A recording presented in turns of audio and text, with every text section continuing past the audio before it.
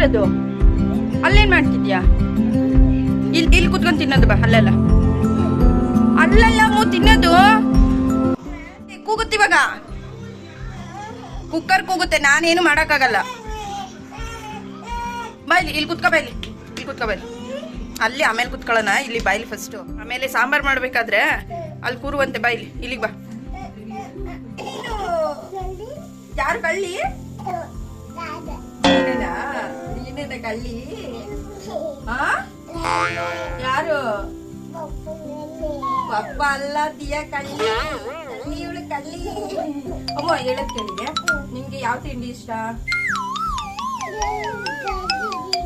ತಿಂಡಿ ಯಾವ್ದು ಹೇಳು? ಯಾವ್ದು ಅದು ಅಂದ್ರೆ? ಟೊಮೊಟೋದ? ಟೊಮೊಟೋದ ಏನ್ ತಿಂಡಿ? ಅದೇ ಏನ್ ತಿಂಡಿ? ಟೊಮೊಟೊ ಬಾತ್ ಇಷ್ಟನಾ?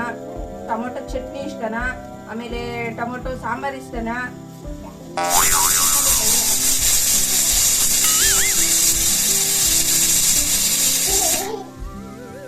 ಹೇಳು, ಯಾವ ತಿಂಡಿ ಇಷ್ಟ ನಿಂಗೆ? ಚಿತ್ರಾನ್ನ ಇಷ್ಟನಾ? ಪಲಾವ್ ಇಷ್ಟನಾ? ಚಪಾತಿ ಇಷ್ಟನಾ? ಪೂರಿ ಇಷ್ಟನಾ?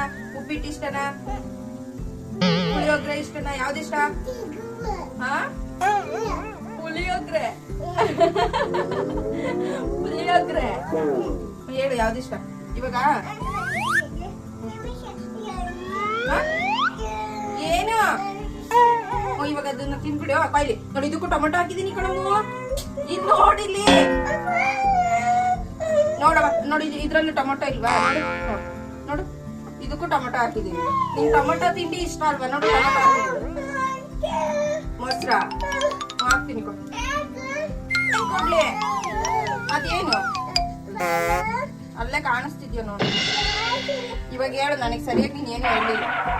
ನೀನು ಹೇಳಿ ಕೇಳಲ್ಲಲ್ವಾ? ಫಸ್ಟ್ ನೋಡಿ, ಅಂಗನವಾಡಿ ಕಳಿಸ್ತೀನಿ.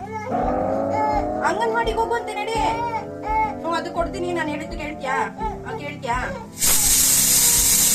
Hi guys, this is Monday morning vlog ಅಂತಲೇ ಹೇಳ್ಬೋದು. ಸೊ ಸಂಡೇ ನೈಟು ತುಂಬ ಅಂದರೆ ತುಂಬಾ ಮಳೆ ಬಂದಿತ್ತು.